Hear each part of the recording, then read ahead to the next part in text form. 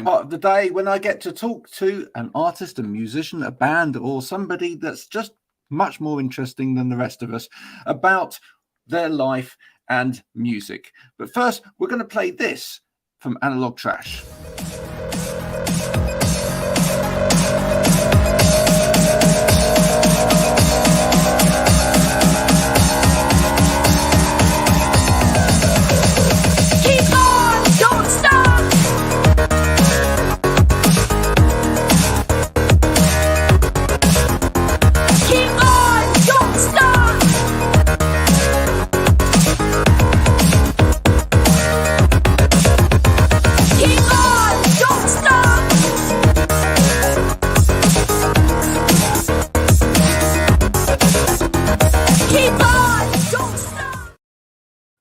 And today's guest is the wonderful Sandi Glowe. Sandi, have you heard of Analog Trash, perchance?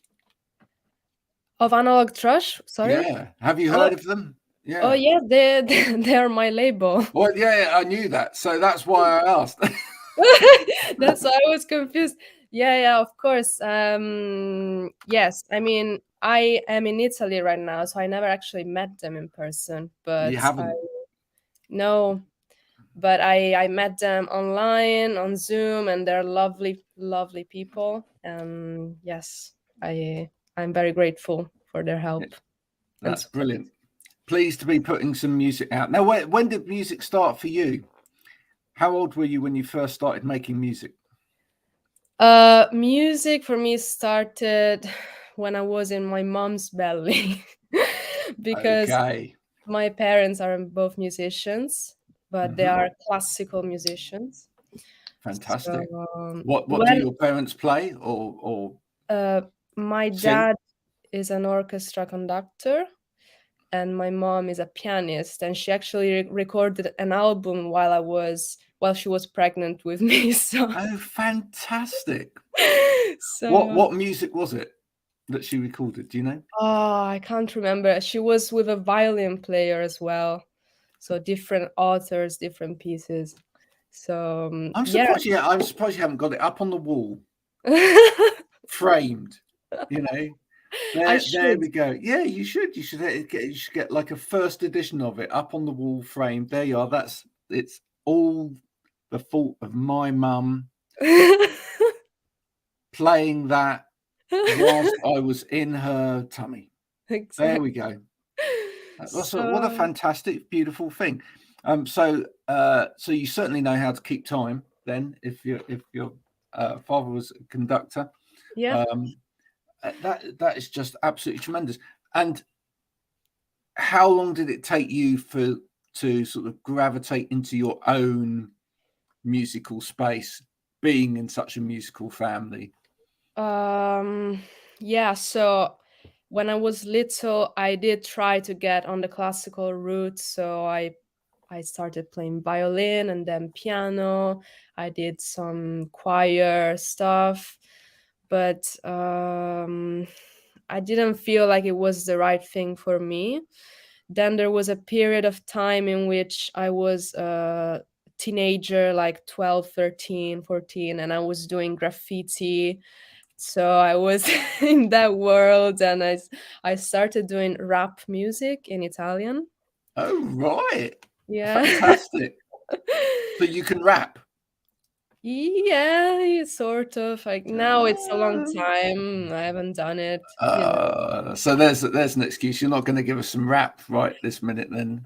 A friend of mine keeps trying to have me feature in his songs. He's like, "Can you rap in Italian?" I'm like, "It's not me anymore, like." Well, it's not my flavor anymore. Yeah. Okay, no, well that's great. What were you listening to at the time then when you were doing your rap thing? What sort of music? Italian rap. Italian rap. Yeah. Who are some of the great names of Italian rap that we should check out?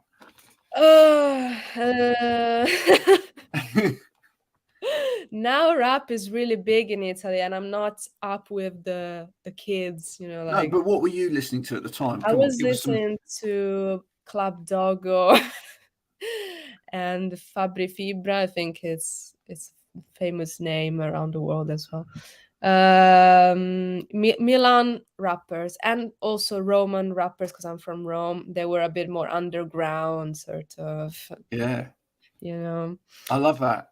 It's a scene I don't really know, but Yeah. I need to check it out. So I need to, I'll give me some links later on, Okay. and I'll go and check out Roman rappers as well. That's great. That just comes off the tongue really well, doesn't Yeah. it? Roman rappers. Yeah. Yeah. So you kind of left rap behind. Yeah, and there was a specific thing that happened. My cousin suggested me to read a book, which was Scar Tissue, which is the autobiography of Anthony Kiedis by the Red Hot Chili Peppers. So I read the book. I didn't really know them. My brother one time tried to make me listen to them, but I was too much into rap, so I was like, "Ah, I don't care." So I read this book and I was really captured by it, and I read it again, and then I was like, I should listen to the music, and I listened to the music and I was completely, sold. And then I dug a little bit deeper and I fell in love with John Frusciante's solo stuff, solo music. And I just wanted to play it. I just wanted to, have my own time singing and playing it. So I picked up the guitar, which I didn't know how to play yet. So and that's how I started, really. And then one time I had a dream and I wrote down the dream and I found some chords to go with it, and that's how I started writing my own music. Wow. Wow. You've had a musical journey, haven't you? Yeah. Fantastic. From classical through to the Red Hot Chili Peppers, Yeah. via Roman rappers. I just, it's all in there. It's all a melting pot. And Yeah. as of today, where's your head at music wise? What sort of things are inspiring you today? What are you listening to at the moment? Okay, so I listen to a lot of people say I listen to everything, but Yeah, well, they do, but they don't, because you don't. yeah, Nobody has exactly. time to listen to everything, other than me, because I have to do this show. Well, I don't have to, but I love doing this show, and therefore I listen to literally everything. But most people don't have time to listen to everything. So yeah, what is it you're listening to currently? I listen to, so let me go on my Spotify, because when you go blank and you Oh, it's forget just, everything, yeah. But okay, so recently this year I saw Phoebe Bridgers live in concert, so I've been, enjoying a bit of that. And And she's got her little super group out at the moment again. Yeah, yeah, you're enjoying that. Yeah, Boy Genius. yeah, Boy Genius, and then so female musicians, I really like Art School Girlfriend. I don't know if you Mm-hmm. know of her, or X-Ray, which is the singer of Daughter, with her solo sort of project, and then Marika Hakam. Oh, Yeah. yeah. And then some other more edgy things like Grimes. Yeah. Do you know what? We should do this more often, actually. You've just given me a really good idea, which is that, I should say to people more often on this program, can you just tell me the last 5 things that you've been listening to Yeah. on your phone? Yeah. That would be a really good indication of just exactly where people are at the moment. Yeah. And of course, Kate Bush, I really got inspired by her, attitude as well, not just the music. Kate Bush is just one of those who just seems to transcend all generations, and everybody sort of circles back round to Kate Bush. What is it about Kate Bush? I mean, obviously she started at such a young age, Yeah. as well. I mean, she had that classical kind of True. element to her to writing as well. I think I really like people that try to do something different, and she was all about not fitting the boxes. So and exploring, like researching the sounds, the different sort of perspectives a song can take. Like sometimes you hear her music and you think it's very intricate, then you go and look at the chords and it's just very simple chord progressions, but the production is made in a way that it makes it sound like, whoa, I've never heard this before. But then it's just the same chord progressions, but you know. I always have to ask someone this if they say Kate Bush. What your favorite Kate Bush album? I really like the first one, actually. You really like the big, the early stuff. The Kick Inside, yeah. The Kick Inside. Okay. And but also, of course, Hounds of Love. Yeah. And in some ways, quite polaric to each other. You know, it's sonically, but also, you know, a common thread there as well, which is a wonderful thing. What are you writing about when you write? I write about. I take a lot of inspiration by my dreams, because they have a lot. They can offer you a lot of different interpretations, and I see a lot of artists as well that say things like, you know, I wrote that song and then years later I really found out what that was about. And this is very easy with dreams because you just see images, you see a story. So I write the story of the dream, and then later I'm like, oh my God, that was me. Like, even if it looked like someone else. So are you one of these people that has to wake up in the middle of the night and no. get something down, or I mean, you can remember your dreams? I can remember them, yeah. But if I am in bed and I'm like, oh, I should write that lyric, I reach to my phone and write it down because I know I will forget the morning after. So, have you ever done that and then the next morning gone, what on earth was that about? You mean reading them? Yeah, reading it back and go, what? Not so much with lyrics, but you know, when you actually, maybe I dream melodies sometimes and I'm like half asleep, like to the phone, you know, and then I listen back like, no. That doesn't make any sense. You realize you were just snoring, you know. Yeah. Exactly. But you could always sample it, you know, and get it in there somewhere. Yeah. It's like, this is the sound of me sleeping, folks. That's an idea. It is. You never know when that could come in handy. What's it musically? I mean, what's your great ambition musically? I don't like to stay in one place musically.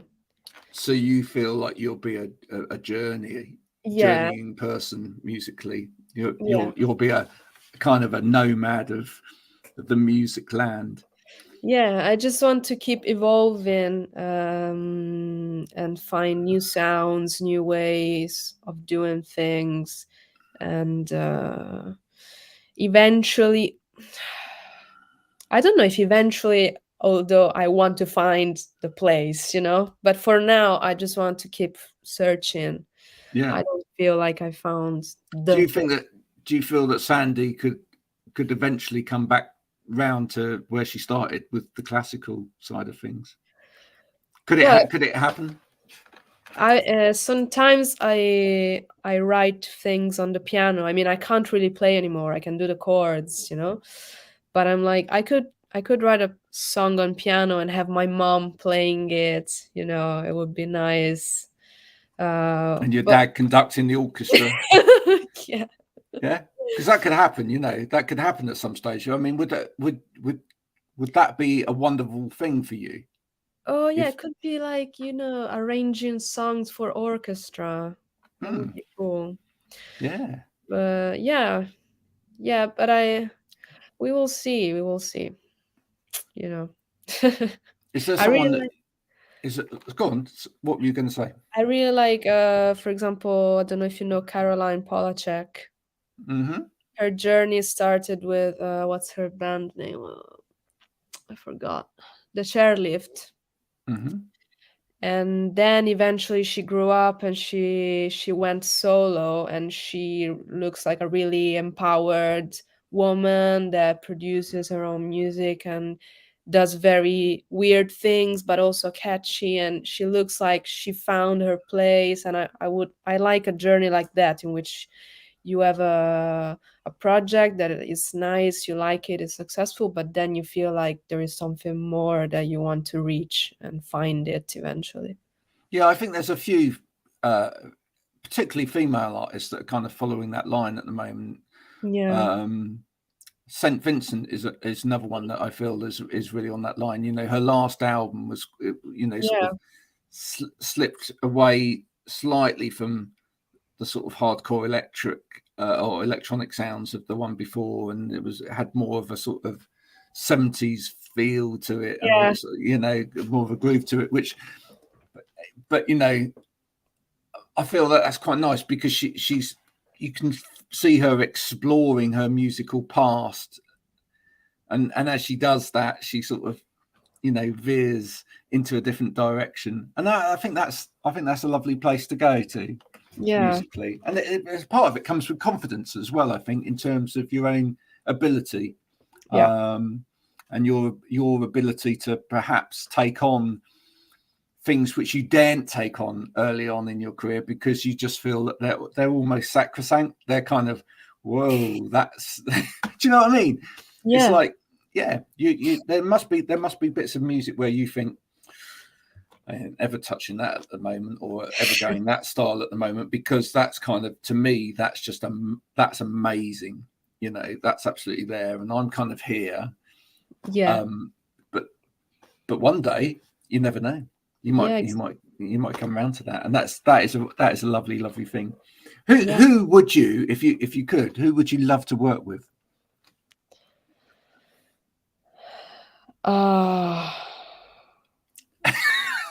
That was a deep sigh.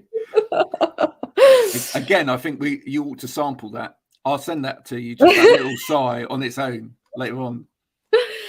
Well, recently, I mean, this is just a little idea, and it's only one piece of the puzzle. But I was just thinking recently, I really like some songs that, for example, there's a song by, oh my God, sorry, my words fail me.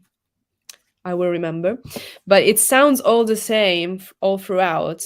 It's always the same chords, the same sort of feel. There is no chorus. It's like the Groundhog Day of songs. Yeah. And I just really like how does that keep being interesting, you know? So I would like to work with like a producer or someone that is able to give that effect, you know, that the song is always the same, but you will listen through it and listen again and again, you know. That's a really, I've never had anyone say that, but that's a really interesting idea. No, it's not a bad idea at all. It's a really great idea, but I know what you mean. There are some songs like that have just got, it's just tiny little elements in that as it goes through the song that change.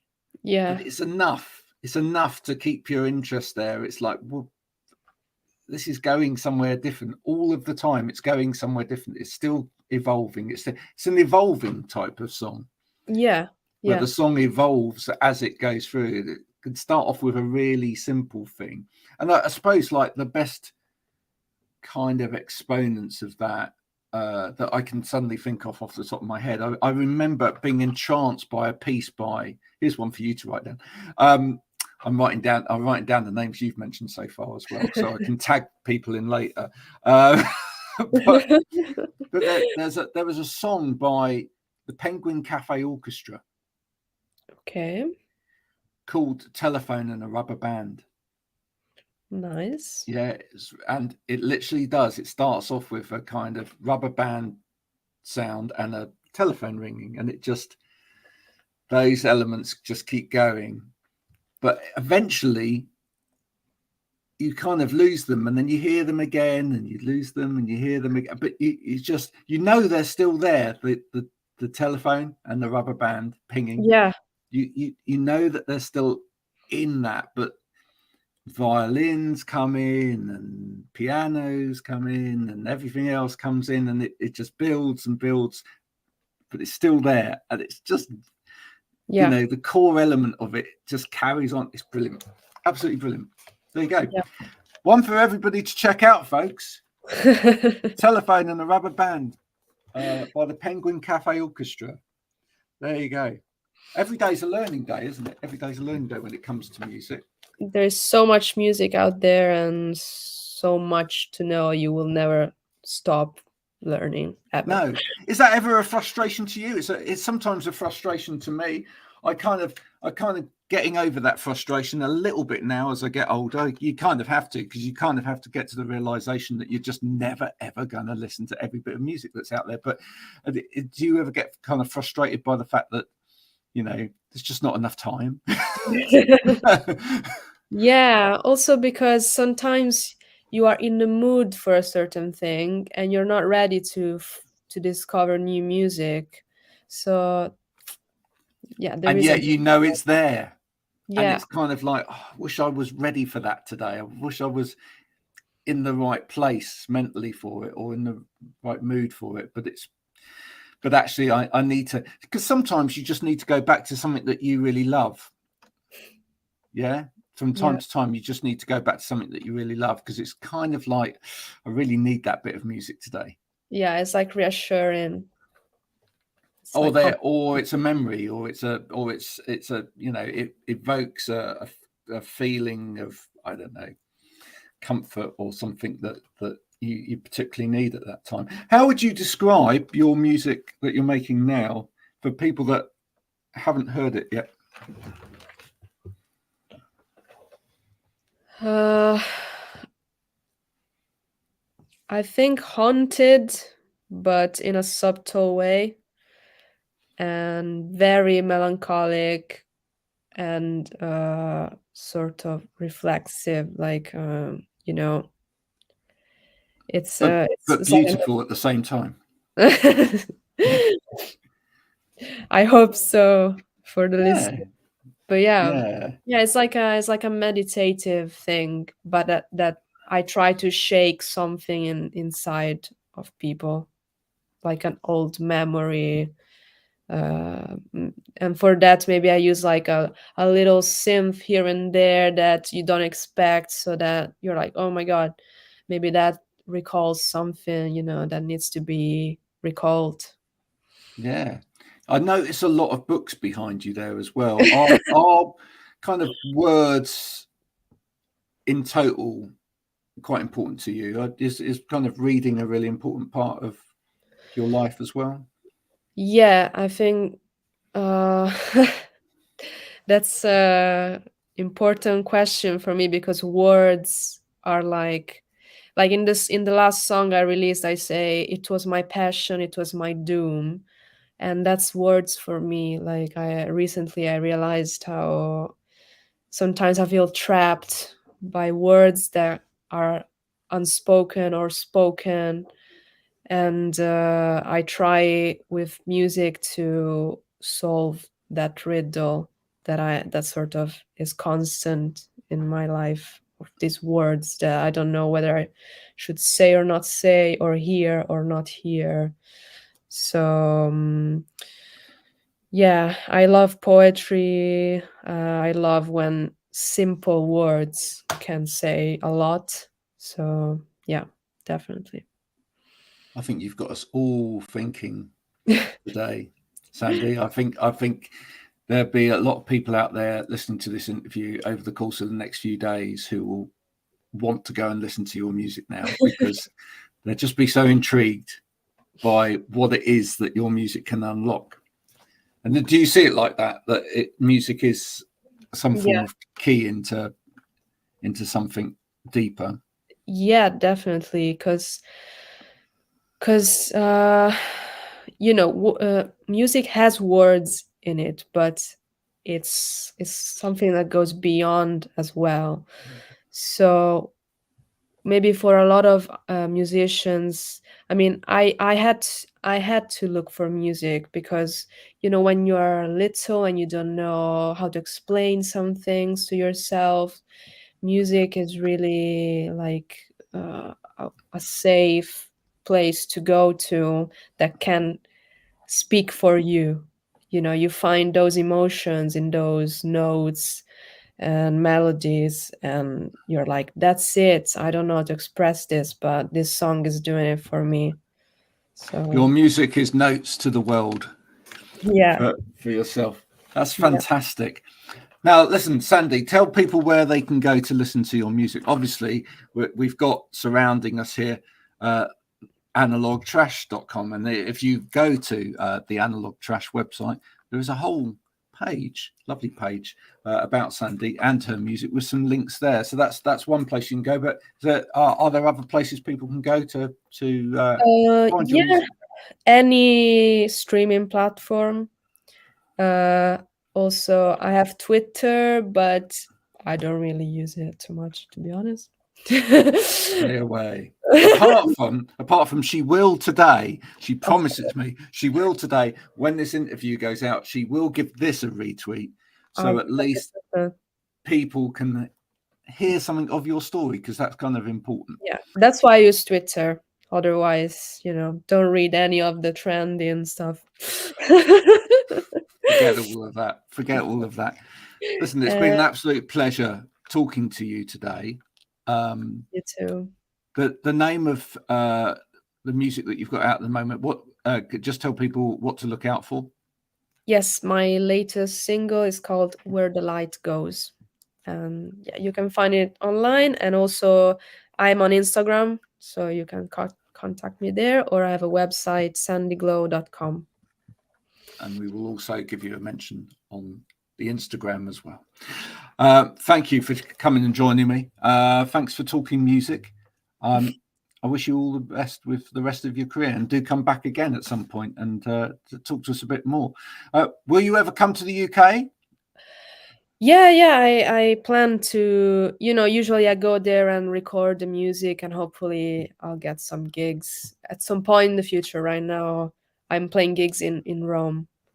So if anyone hears Sandi's music, likes it, and knows a promoter in the UK would like to put Sandi on, do get in touch. Maybe get in touch via Analog Trash. They will help sort all of that out, and that would be brilliant. Sandi, thanks for coming on today. Thanks for watching, everybody. Hope you've enjoyed this interview with Sandi. If you did, do like this, do share it amongst your friends.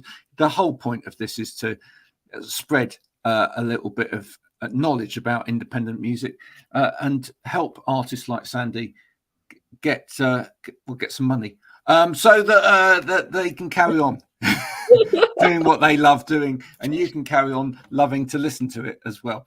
Until next time, thanks for watching my music. Thanks, Sandi. Thank you. Bye for now.